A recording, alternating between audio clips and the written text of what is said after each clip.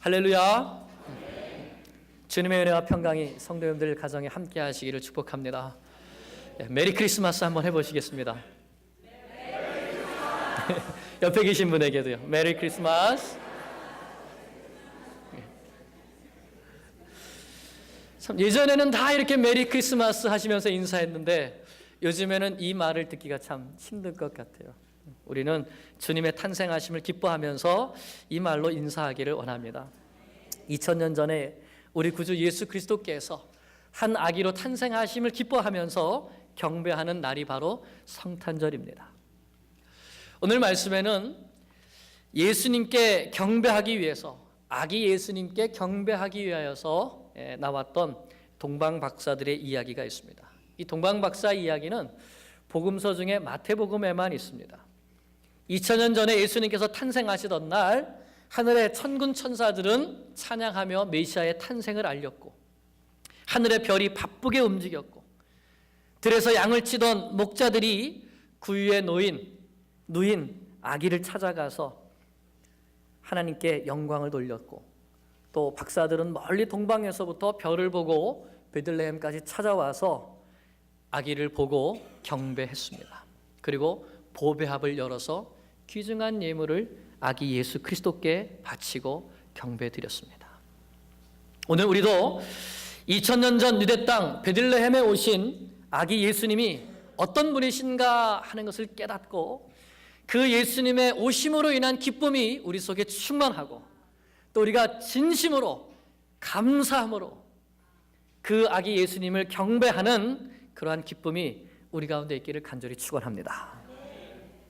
예수님은 헤롯 왕 때에 유대 땅 베들레헴에서 탄생하셨습니다. 예수님께서 베들레헴에 탄생하신 것은 중요한 의미가 있습니다. 성경에서 베들레헴이 가장 처음 나오는 곳은 창세기 35장입니다. 아브라함이 아니라 야곱에게는 사랑하는 아내가 있었습니다. 누구죠? 라헬입니다. 그런데 하나님께서 이 라헬에게 자식을 주시지 않으셨었어요. 야곱이 가족과 함께 다시 이 가나안 땅으로 돌아오는 그 길 가운데에, 아버지의 땅으로 돌아오는 길 가운데에 베들레헴에서 라헬이 막내 아들을 낳게 됩니다. 베냐민을 낳게 되는데, 그 베냐민을 낳다가 라헬이 죽게 되죠. 그래서 야곱에게는 이 베들레헴이 사랑하는 아내가 죽은 장소, 슬픔의 장소였습니다. 그런데 예수님은 바로 그 슬픔의 장소, 죽음의 장소에서 태어나셔서 온 세상에 생명과 소망을 주시는 그러한 분이 되신 것입니다. 또 룻기를 보면 베들레헴은 모압 여인이었던 룻이 보아스를 만나서 결혼해서 살게 된 곳이 베들레헴입니다. 이스라엘 남자와 결혼했던 룻이 남편이 죽게 되자 시어머니 나오미가 이제 고향으로 돌아가서 너희 부모와 함께 있으면서 다시 재혼해서 살라고 말합니다. 그때 룻이 나는 절대로 어머니 곁을 떠나지 않겠습니다. 어머니의 하나님이 나의 하나님이 될 것입니다. 룻이 시어머니 나오미를 쫓아가서 예루살렘까지 갔고, 그곳에서 보아스를 만나서 하나님을 섬기는 믿음의 백성이 되었습니다. 여기에서 베들레헴은 한 이방 여인이 믿음으로 하나님의 자녀가 된 곳입니다. 바로 이곳에서 유대인들뿐만 아니라 모든 이방인들에게도 구원을 베푸실 메시아 예수 그리스도께서 탄생하신 것입니다. 또 베들레헴은 다윗의 고향입니다. 사무엘하 7장에 보면 하나님께서 다윗에게 언약을 맺으시는데, 내가 내 몸에서 내 씨를 내 뒤에 세워서 그의 나라를 견고하게 하리라고 약속해 주십니다. 그리고 그의 나라 왕위를 영원히 견고하게 하리라 말씀하십니다. 그는 영원한 왕이 되는 거고, 그의 나라는 영원한 나라가 되는 것이죠. 바로 영원한 왕권을 가지신 메시아, 그 메시아가 다윗의 후손으로 오시게 될 것을 분명히 약속해 주신 것입니다. 따라서 그리스도께서 베들레헴에서 탄생하셨다는 것은 이 예수님이 다윗의 후손으로 오셔서 영원한 왕으로, 영원한 나라를 다스리시는 왕으로 오셨다는 것을 분명하게 보여주시는 것입니다. 무엇보다도 베들레헴은 예수님께서 이 땅에서 하신 사역과 아름답게 조화되는 곳입니다. 여러분, 베들레헴이라는 이 지명의 이름의 뜻이 무엇이죠? 베들레헴, 떡집이라는 뜻입니다. 떡집. 그래서 하나님께서 온 세계의 문명이 교차하는 그 땅에 베들레헴에 떡집을 차리시고 생명의 떡이 그 베들레헴에서 태어나게 하심을 통하여서 모든 사람들에게 생명을 주시는 생명의 떡으로 예수님께서 오셨음을 나타내 주시는 것입니다. 예수님께서 이렇게 유대 땅 베들레헴에서 태어나셨을 때에 이 예수님을 경배하기 위하여서 저 먼 곳 동방으로부터 박사들이 찾아왔습니다. 별을 관찰하던 그들이 한 큰 별이 나타난 것을 보고 저 서쪽 어딘가에 한 왕이 탄생한 것을 알고 길을 떠나서 별을 따라서 예루살렘까지 왔습니다. 그런데 그 별이 갑자기 없어지게 된 것이죠. 그래서 예루살렘 사람들에게 유대인의 왕으로 나신 분이 어디 계십니까? 우리가 그분께 경배하기 위하여서 동방에서부터 그분의 별을 보고 찾아왔습니다. 이런 말을 했습니다. 그 당시에 유대 땅을 다스리던 왕은 헤롯 왕이었습니다. 하지만 이 헤롯 왕은 사실은 유대인들에게 왕으로서 인정을 받지 못했습니다. 왜냐하면 이 헤롯 왕은 유대인이 아니고 다윗의 혈통이 아니기 때문입니다. 이 헤롯은 에돔 족속입니다. 에서의 후손인 것이죠. 그래서 유대인들은 헤롯을 왕으로 인정하지 않았고, 그렇기 때문에 헤롯은 언젠가 이 다윗의 가문에서, 다윗의 후손 중에서 누군가 나타나서 내 왕의 자리를 빼앗게 될 것이다 라는 그런 생각을 하면서 늘 염려하고 두려워했습니다. 실제로 이러한 두려움 때문에 자기의 아내 가운데 유대인 아내가 있는데 미리암이라고 하는 아내가 있는데 그 미리암을 통해서 낳은 아들들이 자기를 반역할까 봐 그 아내와 자식을 죽이는 일까지 했던 사람이 바로 이 헤롯 왕입니다. 그러니까 박사들이 헤롯 왕에게 알려주지 않고 그냥 돌아갔을 때에 베들레헴에 있는 2살 아래의 모든 산의 아이를 죽일 정도로 그렇게 두려움이 사실은 많았고 또 그 두려움 때문에 잔인하게 행했던 사람이 바로 헤롯 왕인 것입니다. 이런 왕이 헤롯이었으니까 동방 박사들로부터 유대인의 왕이 태어났다는 말을 들었을 때 그 마음이 어떻겠습니까? 그래서 3절을 보면은 헤롯 왕과 온 예루살렘에 듣고 소동했다고 말합니다. 소동했다는 말은 마음이 불안하고 속이 시끄럽다는 이런 뜻이에요. 여러분, 속이 시끄럽다는 게 어떤 뜻이죠? 마음속에 이 생각 저 생각이 왔다 갔다 하면서 도대체 갈피를 못 잡는 그런 것이죠. 헤롯은 새 왕이 태어났다고 하니까 내가 이 왕의 자리를 잃어버리지 않을까 하는 그 두려움 때문에 그 마음이 소동했습니다. 이렇게 헤롯은 자신이 차지하고 있던 왕의 자리를 빼앗을 진짜 유대인의 왕, 즉 그리스도께서 탄생하셨다는 것을 알았습니다. 그래서 모든 제사장들과 서기관들을 불러놓고 이렇게 묻습니다. 그리스도가 어디에서 나시겠느냐? 그런데 여러분, 참 아이러니하게요, 아기 예수님이 탄생하셨는데 이 아기 예수님을 그리스도라고 가장 먼저 부른 사람이 누굽니까? 헤롯입니다. 예수님을 죽이려고 그렇게 혈안이 되어 있는, 그리스도를 죽이려고 그렇게 혈안이 되어 있는 이 헤롯 왕이 가장 먼저 예수님이 그리스도이신 것을 알아본 것이죠.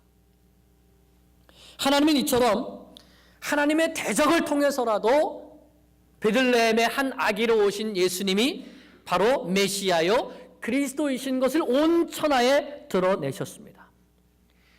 헤롯의 질문을 받은 대제사장들과 서기관들은 미가서 5장 말씀을 기억하면서 메시아는, 그리스도는 유대 땅 베들레헴에서 탄생하게 될 것을 말했습니다. 그런데 그들은 참 이렇게 성경을 잘 아는 성경 박사들인데 그리스도께서 탄생하셨다는 소식을 들었으면 어떻게 될까요? 또 그리스도께서 어디에서 탄생한다는 것도 알고 있으면 어떻게 될까요? 먼저 그들의 발이 움직여서 그리스도께서 탄생하신 곳을 찾아가서 보고, 그리고 그들의 손으로 선물을 준비해서 작은 선물이라도 드리고 그들의 마음을 다 들여서 아기 예수께 경배를 드려야 되지 않겠습니까? 그런데 그들은 그리스도의 탄생을 기뻐할 손도 없고 발도 없고 가슴도 없는, 그냥 머리로만 알고 있는 영적인 불구자들이었습니다. 그러면 이렇게 유대 땅 베들레헴에서 탄생하신 예수님은 어떤 분이신가? 6절 말씀을 보겠습니다. 같이 읽습니다. 6절. 또 유대 땅 베들레헴아, 너는 유대 고을 중에서 내 백성 이스라엘의 목자가 되리라. 예수님은 어떤 분이십니까? 목자라고 말씀하고 있습니다. 목자. 예수님은 우리를 다스리시되 목자와 같이 다스리는 것이죠. 세상의 왕은, 헤롯과 같은 사람은 힘과 권력으로 다스립니다. 권위로 누르고 위에서 지시하죠. 그러나 그렇게 할 때 사람들이 겉으로는 복종하고 순종하는 것 같지만 그 마음으로는 순종하게 되고 오히려 반발심을 갖게 됩니다. 그러나 우리 주님은 만왕의 왕으로서 정말 크신 분이시지만 목자의 사랑과 목자의 온유함을 가지시고 그 백성들을 다스리시는 분입니다. 성경은 곳곳에서 우리를 양으로 비유합니다. 그것은 우리가 여러 면에서 양과 비슷하기 때문이죠. 양은 어리석습니다. 목자가 가르쳐주고 인도해주지 않으면 양의 습성은 제 길로 가는 겁니다. 자기가 가고 싶은 대로 가는 것이죠. 그래서 길을 잃어버립니다. 이사야서 53장 6절은 우리는 다 양 같아서 그릇 행하여 각기 제 길로 갔거늘 여호와께서는 우리 무리의 죄악을 그에게 담당시키셨도다라고 말씀합니다. 사람은 그냥 놔두면 알아서 생명의 길로 가는 것이 아니라 그냥 놔두면 죄악의 길, 사망의 길로 빠지게 되는 것입니다. 이런 어리석은 양인 우리를 위하여서 목자이신 예수 그리스도께서 오신 것입니다. 게다가 양은 고집이 엄청 셉니다. 그리고 곁눈질을 잘합니다. 자기 우리 안에 정말 푸른 초장이 있는데 꼭 그 우리를 넘어가서 옆에 있는 독풀을 먹으려고 하는 것이 양의 습성이라고 합니다. 이처럼 고집도 세고 못난 양을 인도하기 위해서는 온유하고 사랑이 많은 목자가 필요합니다. 예수님은 바로 그런 목자로 우리를 생명으로 인도하시기 위하여서 베들레헴에 탄생하신 것입니다. 그래서 다른 사람들이 아니라 천사들이 목자들에게 예수님의 탄생하신 소식을 알려드렸고 그 목자로 오신 그 목자들이 목자장으로 오신 예수 그리스도께 나와서 경배를 드렸던 것입니다. 이제 헤롯이 박사들을 다시 불러서 별이 나타난 때를 자세히 물었습니다. 그리고 그들을 베들레헴으로 보내면서 아기에 대해서 자세히 알아보고 만약 찾거든 나에게도 알려줘서 나도 가서 그에게 경배하게 하라고 그렇게 말하게 되죠. 진실일까요? 진심일까요? 왜 그랬습니까? 그 왕을 죽이기 위해서 거짓으로 그렇게 한 것입니다. 헤롯은 유대인의 왕이 태어났다는 소식을 듣자마자 그를 죽일 결심을 했습니다. 헤롯은 박사들의 신뢰를 얻기 위해서 자신의 나쁜 계획은 숨기고 경건한 척하면서 나도 아이에게 경배하려 한다고 거짓말을 했습니다. 그 말을 듣고 이제 예루살렘까지 왔던 박사들은 베들레헴으로 향하게 됩니다. 예루살렘까지 오기는 했지만 정확히 어디로 가야 될지는 결국은 말씀의 안내를 받아야지 가게 되는 것이죠. 그렇게 베들레헴을 향해서 막연하게 걷고 있을 때에 하나님께서 다시 별을 통해서 안내하시기 시작하셨고 그 별은 정확하게 예수님께서 계신 그 집에 머물러 서게 됩니다. 비록 동방 박사들이 이방인이긴 하지만 그 별을 보고 크게 기뻐하고 기뻐했다고 말씀합니다. 유대인의 왕으로 오신 온 세상의 구세주로 오신 그리스도께서 어디 계신가를 이제 알게 되었기 때문인 것이죠. 그것은 별 때문에 얻은 기쁨이 아니라 아기 예수님을 만나게 된 기쁨이었습니다. 그리고 박사들은 아기 예수님께 경배를 드립니다. 11절을 보면 집에 들어가 아기와 그의 어머니 마리아가 함께 있는 것을 보고 엎드려 아기께 경배하고 보배합을 열어 황금과 유향과 몰약을 예물로 드리니라. 엎드린다는 말은 종이 주인에게 엎드리는 것을 말합니다. 예수님을 주님으로 인정하는 것이죠. 경배한다는 것은 주로 신에게 예배할 때 쓰는 말이었습니다. 온몸을 다 굽히고 엎드려서 예배하는 것이죠. 그래서 동방 박사들은 아기 예수님을 경배를 받으신 하나님으로 알고 무릎을 꿇고 예배드린 것입니다. 그리고 보배합을 열어서 황금과 유향과 몰약을 예물로 드렸습니다. 동방 박사들이 드린 이 예물은 예수님이 어떤 분이신가를 우리에게 분명하게 가르쳐 주시는 예물입니다. 황금은 매우 귀한 것이고 변하지 않기 때문에 옛날부터 왕들이 자기의 왕권을 상징하는 일에 이 황금을 썼습니다. 자기가 앉는 보좌를 황금으로 만들고 또 자기가 다스릴 때 쓰는 이 왕홀도 황금으로 만들었지요. 그러므로 동방 박사들이 예수님께 황금을 드렸다고 하는 것은 우리 예수님께서 이 세상에 모든 왕들 위에 뛰어나신 왕 중에 왕으로 오셨다는 것을 보여주는 것입니다. 또 유향은 아라비아의 특산품인데 이것을 태우게 되면 아주 그윽한 향기가 납니다.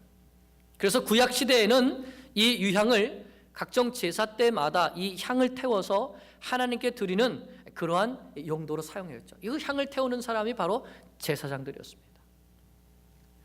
그러면 동방 박사들이 예수님께 유향을 바친 것은 우리 예수님께서 우리를 하나님 앞으로 인도하시는 대제사장으로 오신 것을 상징하는 것이었습니다.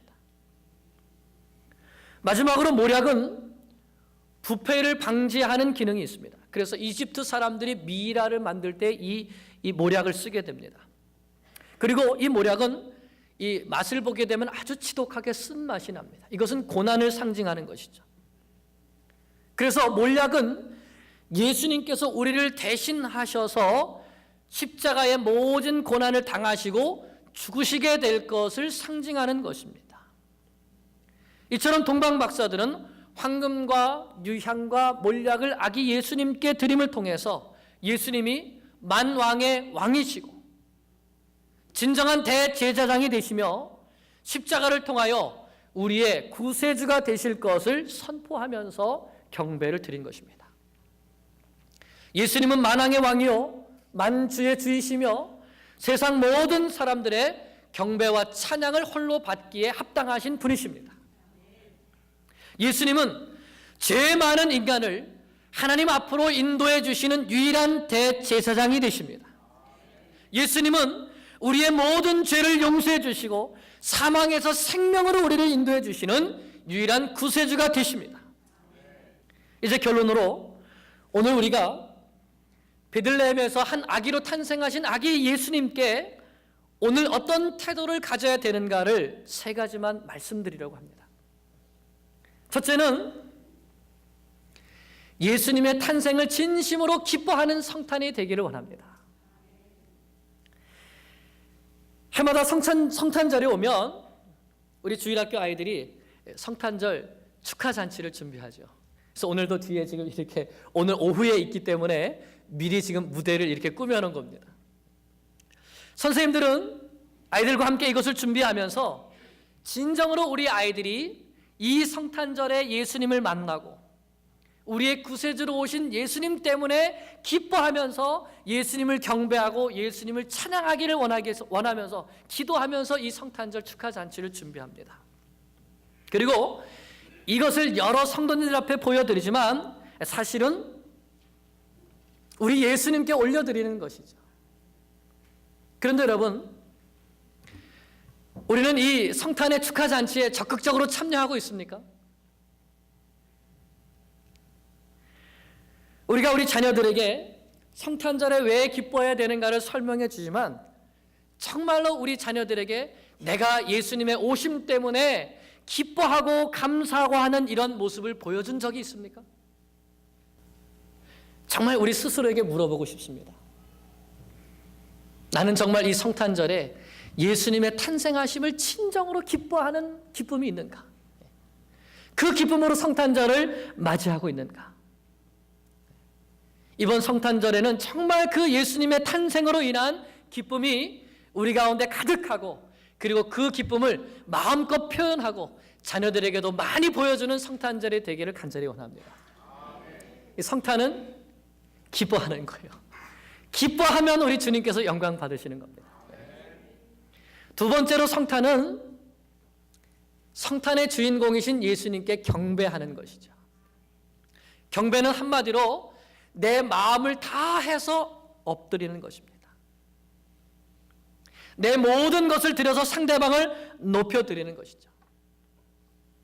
성탄절이 왔음에도 불구하고 우리가 우리 주 예수 그리스도께 경배하지 못하는 것은 무엇 때문일까요? 날 위해서 이 땅에 오신 예수 그리스도를 바라보는 게 아니라 환경을 바라보기 때문에, 상황을 바라보기 때문에, 어려움을 보기 때문에, 건강을 보기 때문에, 사업을 보기 때문이 아닐까요? 우리의 성탄에 이런 것들은 모두 우리의 주인공이 될 수가 없습니다. 오직 나를 위하여서 이 땅에 오신 그 예수 그리스도, 이 세상의 구세주로 오신 그 예수 그리스도께 초점을 맞출 때에 우리는 기꺼이 우리의 머리를 숙이고 우리의 허리를 숙이고 우리의 가슴을 다하여서 살아계신 예수 그리스도께 찬양과 경배를 올려드릴 수 있는 것입니다.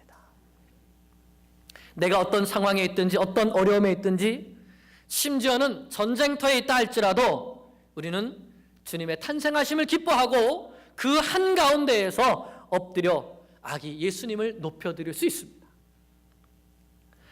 1870년에 프랑스와 독일이 전쟁을 하고 있었습니다. 그런데 전쟁을 하다가 성탄절을 맞이하게 되었어요.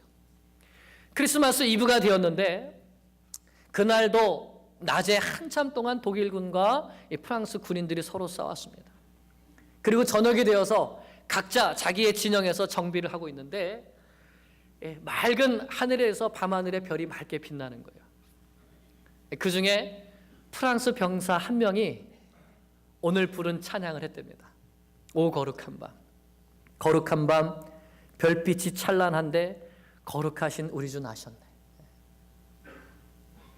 이 찬양을 이쪽에서 프랑스 군인이 딱 찬양을 하니까 저쪽에서 독일군 한 병사가 이어받아서 오랫동안 죄악에 얽매여 헤매던 죄인 위하여 오셨네.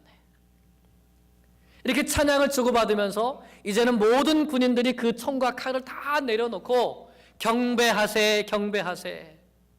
천사의 기쁜 소리, 오 거룩한 밤, 구주가 나신 밤. 그 예수 그리스도를 그 전쟁터의 중심에 모시게 되었을 때에 그들이 눈물을 흘리면서 아기 예수님의 나심을 경배했을 뿐만 아니라 독일과 프랑스가 휴전을 하게 되고 전쟁을 끝맺게 되는 역사가 일어났다고 합니다. 우리가 참되게 진실된 마음으로 예수님을 경배하기 시작하면 우리 주변에 있는 모든 문제도 이와 같이 해결되는 줄로 믿습니다. 진실되게 경배하십시오. 그리고 셋째는 예수님은 이 땅에 사랑으로 오셨습니다. 그래서 그 사랑을 나누는 것이 참되게 성탄을 우리가 보내는 것이죠. 예수님께서 이 땅에 한 아기로 오신 이유는 자기 몸을 십자가 위에 내어주시기 위해서 오신 것입니다. 이보다 더 큰 사랑이 어디에 있겠습니까? 그런데 그 예수님께서 우리에게 내가 너희를 사랑한 것 같이 너희도 서로 사랑하라고 말씀해 주셨습니다.